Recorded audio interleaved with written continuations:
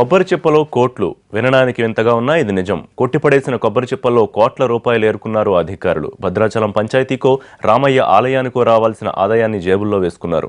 నాకంతా నీకింత అంటూ పంచుకు తిన్నారు. పుష్కరాల పండగ చేసుకున్నారు.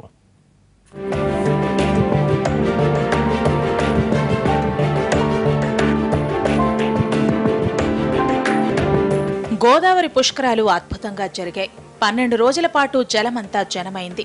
ఎక్కడికక్కడ భక్తులు పుణ్యస్నానాలు చేసి ఎవరికి తోచిన రీతిలో వారు గోదావరి మాతకు పూజలు చేశారు. మిగతా ప్రాంతాల మాటలా ఉన్నా భద్రాచలంలో అధికారులు మాత్రం పూజలో పైసలేరుకున్నారు. కొట్టేసిన కొబ్బరి చిప్పల్లో నుంచి డబ్బులు పిండుకున్నారు. చిప్పే కదా అని చీప్గా తీసుకోలేదు వాళ్లు.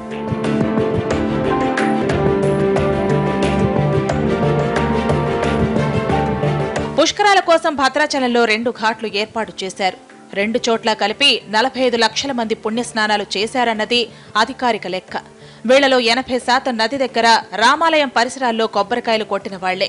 దూర ప్రాంతాల నుంచి వచ్చారు. పైగా నది దగ్గర కొట్టింది కాబట్టి 2 కొబ్బరి చిప్పలను అక్కడే వదిలి వెళ్లారు.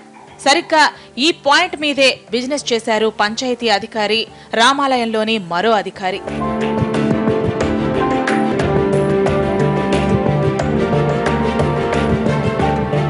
పుష్కరాలు జరిగిన 12 రోజుల్లో భక్తులు కొట్టిపాడేసిన కొబ్బరి చిప్పలు 100 టన్నుల్లో పోగయ్యాయి. వీటిని ఎప్పటికప్పుడు సిబ్బందితో ఏరించి పంచాయతీ ఆఫీస్కు తరలించారు. నిబంధనల ప్రకారమైతే వేలం వేసి ఆ ఆదాయాన్ని పంచాయతీకి జమ చేయాలి. టన్ను కొబ్బరి చిప్పల రేటు 70,000కు పైనే పలుకుతుండటంతో 2 అధికారుల కన్ను వాటి మీద పడింది. వేలం కీలం జాంతానై అంటూ ప్రైవేట్గా అమ్ముకొని ఎవరి వాటా వాళ్లు తీసేసుకున్నారు. గోదావరి నదీ తీరానున్నటువంటి గోదావరి మాత విగ్రహం దగ్గర కొన్ని లక్షల రూపాయలు విలువ చేసేటువంటి కొబ్బరికాయలు భక్తులు కొట్టారు. కానీ అక్కడ ఉన్నటువంటి చిప్పల్ని కొంతమంది దేవస్థానం అధికారుల సహాయంతో అక్కడ ఉన్నటువంటి వాళ్ళు ఎత్తుకుపోయి సొమ్ము చేసుకోవడానికి ప్రయత్నం చేశారు. దీనికి దేవస్థానంలో ఉద్యోగస్తులకు కూడా సంబంధం ఉంది. కేవలం ఇది టెండర్లు పెట్టకపోవడం వల్లనే ఇక్కడ ఈ విధంగా కొబ్బరి చిప్పల ఆక్రమణ జరుగుతూ ఉంది. చూడటానికి చిన్నగా అనిపిస్తుంది. ఎవరికి పెద్ద లెక్కలోది కాదు. జనం భక్తితో కొట్టారు, అక్కడ పడేశారు. దానికేం భాగ్యం అనే అభిప్రాయం కూడా ఉంటుంది.